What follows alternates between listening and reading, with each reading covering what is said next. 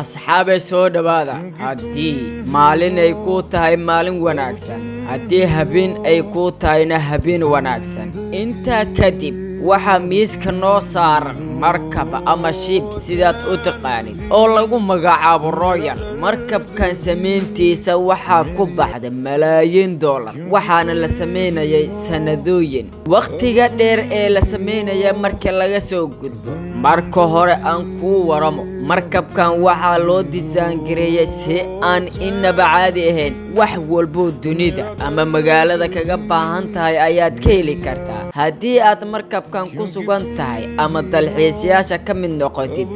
banaanka ama magaalada waxaad uga baahan tahay ma jirto dalxiisayaasha ku dalxiisa markabka Royal waxa laga qaadaa lacag 3 bilood guriga kiradeeda iskaga bixin kartid dadka qaar ayaa saacado ku dalxiisa haddii hal daqiiqo aad ku darsatidna lacagtu halkeeda ayay ka sii soconaysaa kuwa kalena looma ogolay inay imaadaan kaliya waxay kala soconayaan muuqaalada laga soo duubo markabka Royal wuxuu leeyahay maqaayado kala duwan meel lagu ciyaaro kubadda cagta iyo kubadda gacanta wax walbo sports ku saabsan goob lagu nasto haddii ciyaal game aad tahay xitaa geemam kala duwan ayuu leeyahay 4 baraakad lagu qabeysto TV channel walba aad geysan kartid markabkan maaha mid hal meel jooga wuxuu aadaa gobol to gobol sababta loo sameeyay ayay milkiilayaasha markabka iyo injineerada wada ee markabka ku sheegeen dalxiisayaashooda inay ku nastaan kuna raaxaystaan daqiiqadaha ay dul sabeynayaan badda ragga qaar ayaa ku xujeeya dumarka markii ay doonayaan inay guursadaan waxa ay ku xujeynayaan ayaa waxay qayb ka tahay haddii guurku uu dhaco toddobaxana in laga dhigo markabka Royal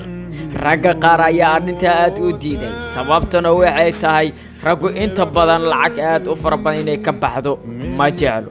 laakiin waxaad ogaataa dumarku arrinta aad bay u jecel yihiin ragga in lacagta laga qaado nolosha kaliya dumarku ay aaminsan yihiin waxay tahay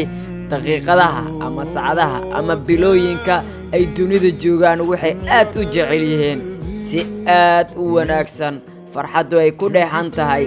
nasashada iyo nolosha qiimaheedana halka ugu dambeysay inay ku noolaadaan